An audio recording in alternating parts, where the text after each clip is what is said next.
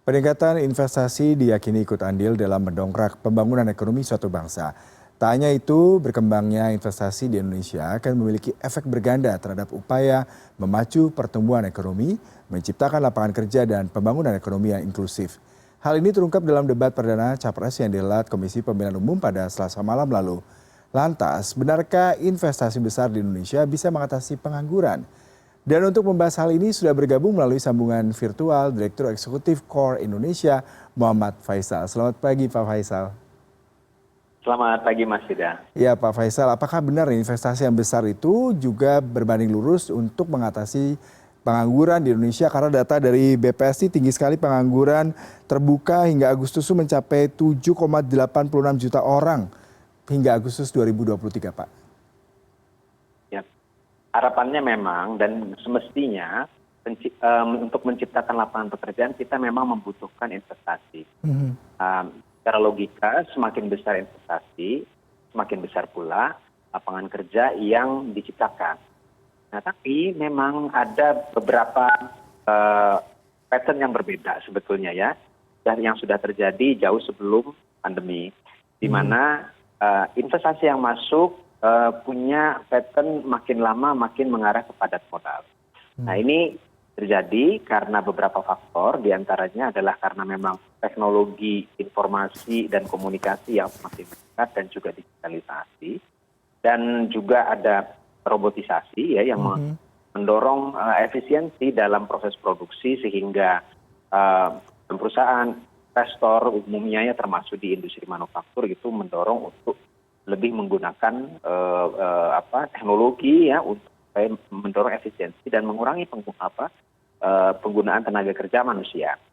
Yang kedua juga adalah karena faktor upah buruh yang terus meningkat dari tahun ke tahun. Nah, jadi semakin ke sini sebetulnya trennya investasi yang besar ini seringkali tidak selalu diikuti oleh peningkatan jumlah lapangan kerja yang tercipta. Dan ini juga bergantung pada sektor ya. Ada sektor yang memang padat karya lebih banyak menciptakan lapangan kerja. Ada sektor-sektor yang membutuhkan tenaga kerja dengan skill yang sangat spesifik, tapi dengan jumlah yang lebih sedikit. Nah, sehingga dalam konteks ini maka pilihan daripada sektor-sektor yang didorong untuk supaya investor masuk, ini juga menentukan besarnya atau banyaknya jumlah lapangan kerja yang tercipta. Kurang lebih begitu. Pak, kalau tadi Anda katakan ada alih dari tenaga kerja ya, terutama kebutuhan kemajuan teknologi, ini sebuah kenyataan yang tidak bisa kita tafikan karena memang ini bagian daripada inovasi sehingga teknologi itu membantu untuk mengatasi dan mengurangi tenaga kerja, efisiensi, kualitas peningkatan dari produk. Tapi yang menjadi pertanyaan saya adalah ketika misalkan tenaga kerja kita kan membludak nih Pak, terutama tenaga kerja usia muda. Kesiapan tenaga kerja sendiri terhadap lapangan pekerjaan harusnya memang berbanding lurus, tetapi kenyataannya tidak seperti itu. Lalu bagaimana peran pemerintah bisa mengatasi gap ini, Pak? Ya, jadi dengan peningkatan jumlah pengangguran, ya, dan termasuk yang sekarang meningkat itu adalah pengangguran pada usia muda. Nah, ini berarti perlu ada strategi khusus yang harus dijalankan. Berdasarkan data BPS terakhir, Mas Yuda, di tahun 2022 ada peningkatan jumlah pengangguran usia 15 sampai 19 tahun dan 20 sampai 24 tahun. Walaupun secara agregat jumlah pengangguran secara total itu mengalami penurunan.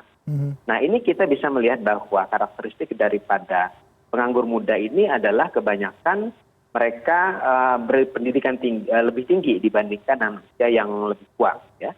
Nah, dengan tingkat pendidikan yang relatif lebih tinggi, ekspektasi daripada angkatan kerja muda adalah masuk kepada pekerjaan yang formal yang punya kualitas lebih bagus dari sisi remunerasi maupun juga dari sisi perlindungan kerja.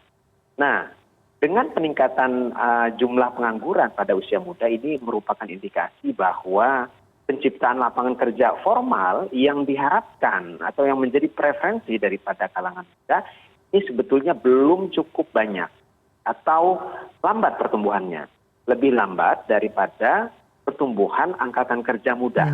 Nah, oleh karena itu, strategi yang harus didorong oleh pemerintah adalah memang menciptakan lebih banyak lapangan kerja formal, bukan hanya total lapangan kerja. Karena seringkali yang diklaim adalah jumlah total lapangan kerja yang sebenarnya lebih banyak informalnya.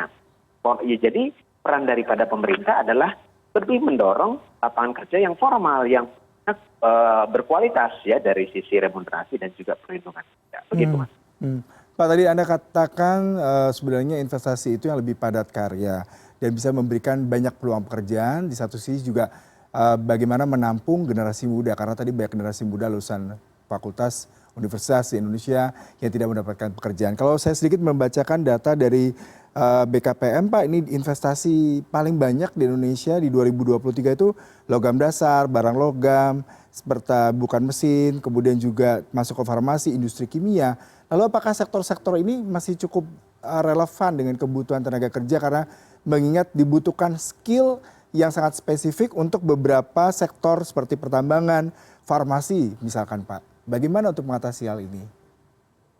Ya, kalau kita melihat tadi prestasi yang masuk berdasarkan sektor dalam 5 tahun terakhir khususnya memang ada perubahan pattern juga, karena ini sejalan dengan program atau kebijakan hilirisasi yang didorong oleh pemerintah. Dan dalam 5 tahun terakhir kebijakan hilirisasi ini menyasar pada sektor tambang atau pengolahan daripada bahan tambang. Nah, ini yang banyak terjadi juga terutama di luar Jawa, ya. Jadi secara tempatnya, dan negara asal investornya juga bukan hanya Tiongkok, tapi juga ada Singapura, Hong Kong, bahkan Jepang pun sekarang sudah menyasar pada juga industri logam dasar. Nah, dalam kalau kita melihat karakteristiknya memang membutuhkan skill yang lebih spesifik, dan penciptaan lapangan pekerjaannya juga tidak sebanyak industri manufaktur yang lain, ya. Dan ini lokasi hilirisasi dengan yang tambang ini kebanyakan juga di luar Jawa. Dalam konteks seperti ini, artinya kalau kita memang ingin mendorong hilirisasi ini penting, ya, memang karena akan meningkatkan nilai tambah, bukan hanya investasi tapi juga ekspor kita, maka memang perlu ada perluasan daripada hilirisasi bukan hanya pada sektor tambang, tapi juga pada sektor-sektor yang lain yang lebih padat karya, yang lebih dekat juga dengan skill kebanyakan masyarakat kita.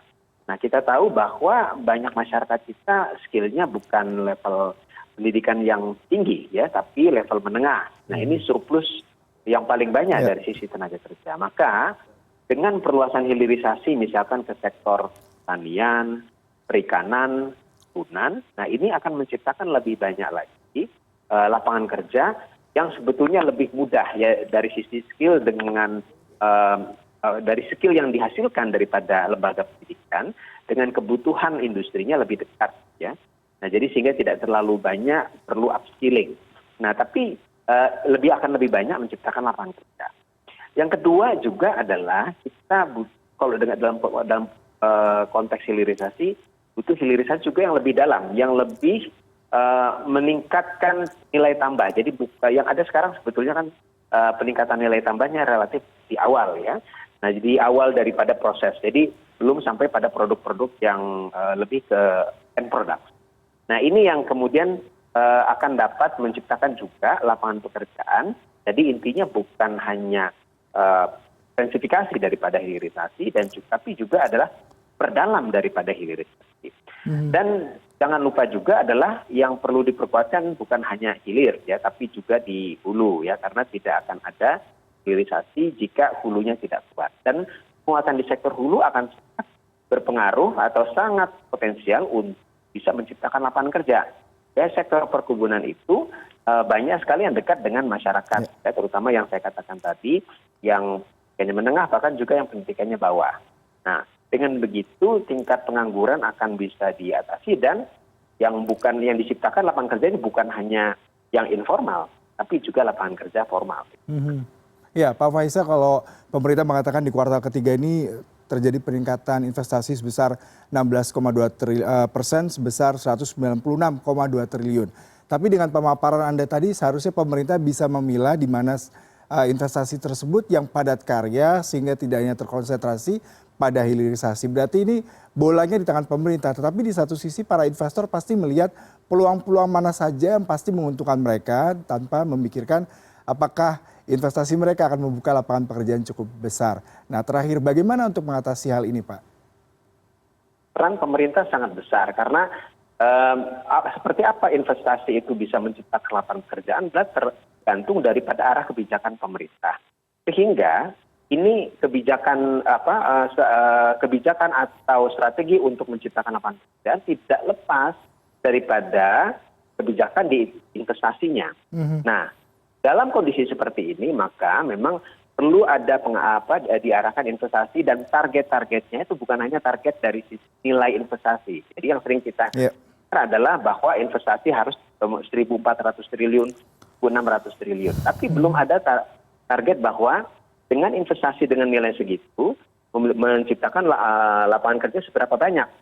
Dan sektor apa yang sebetulnya diarahkan untuk lebih banyak menciptakan lapangan kerja. Jadi itu satu mata kaitan yang tidak bisa lepas satu sama lain. Gitu, Mas. Baik Pak Faisal, terima kasih untuk perbincangannya pagi hari ini. Salam sehat selalu Bapak. Sama-sama, terima kasih Mas.